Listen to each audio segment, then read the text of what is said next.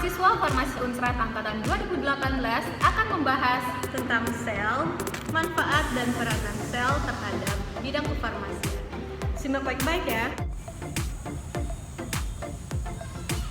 Seperti yang telah kita ketahui, sel merupakan unit sederhana yang memiliki reaksi yang sangat besar dalam kehidupan manusia, sehingga sel tersebut dapat mempengaruhi keberlangsungan hidup manusia itu sendiri.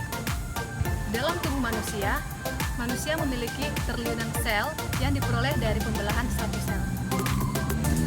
Sel memiliki beberapa karakteristik, diantaranya sel memiliki program genetik, sel juga memiliki struktur yang kompleks namun teratur, memperoleh serta menggunakan energi. Sel mampu memperbanyak diri, melakukan berbagai proses kimiawi, sel terlibat dalam berbagai aktivitas mekanis, sel mampu merespon terhadap berbagai rangsangan, dan sel mampu mengatur diri. Nah, dalam dunia farmasi memiliki kaitan yang sangat erat dengan ilmu biologi, terutama tentang sel.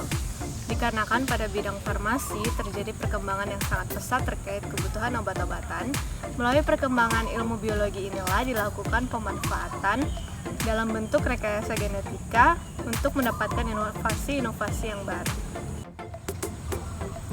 Jika dikaitkan dengan dunia farmasi, sel memiliki peran penting dalam kehidupan manusia.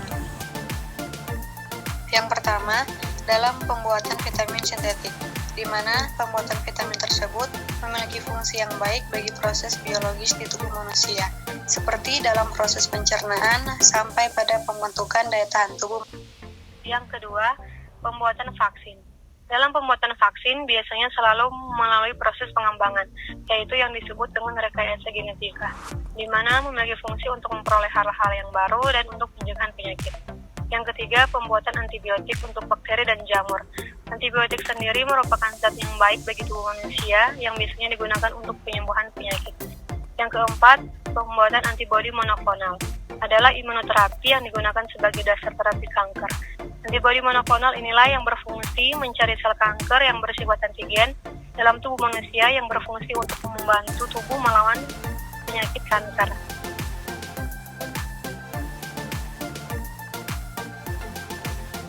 Yang kelima, pembuatan insulin.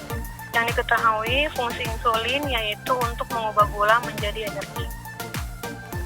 Adapun beberapa manfaat lain yang diperoleh dari pemanfaatan biologi sel dalam bidang kefarmasian antara lain dapat menjadi pusat penelitian untuk berbagai penyakit sehingga dapat diperoleh metode pengobatannya, membantu mengetahui struktur tubuh sampai pada sel-sel melalui ilmu fisiologi, histologi, dan anatomi, dan dapat membantu dunia farmasi dalam menemukan spesies yang dapat dijadikan sebagai antibiotik, serta mampu membantu dalam mengetahui reaksi pada bahan kimia yang ada di dalam tubuh.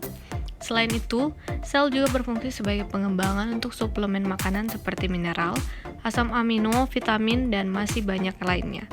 Malnutrisi yang kerap menyerang daya tahan tubuh manusia juga membutuhkan penanganan yang tepat dengan menggunakan obat-obatan yang baik guna meningkatkan kembali imunitas tubuh manusia. Di zaman sekarang, jika diamati dengan lebih teliti, kecenderungan seseorang dalam mengkonsumsi obat telah membuka peluang di bidang farmasi dalam mengembangkan obat-obatan yang lebih aman dan memiliki tingkat nutrisi yang lebih tinggi sehingga dapat mengurangi resiko dalam menimbulkan penyakit lainnya. Untuk itu, perkembangan di bidang farmasi perlu terus ditingkatkan dengan baik dan secara terus-menerus didukung juga dengan pemantapan ilmu biologi terutama terkait sel. Di samping itu, telah didukung lebih dari 30.000 spesies tumbuhan serta 940 spesies tumbuhan yang dimanfaatkan dengan baik bagi pembuatan obat-obatan di Indonesia. Sustainable Development Goals yang merupakan pembangunan berkelanjutan memiliki 17 tujuan dengan 169 capaian yang terukur dan tenggat yang telah ditentukan oleh PBB.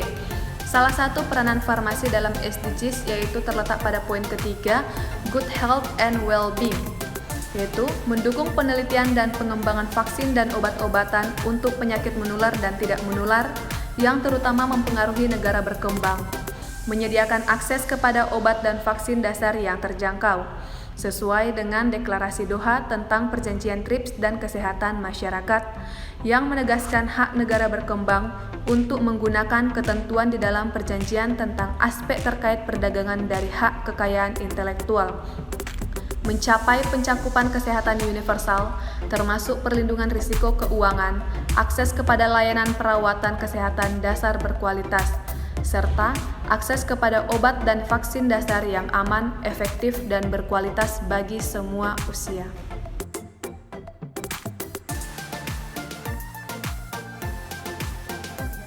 Terima kasih telah menonton video kami. Dadah!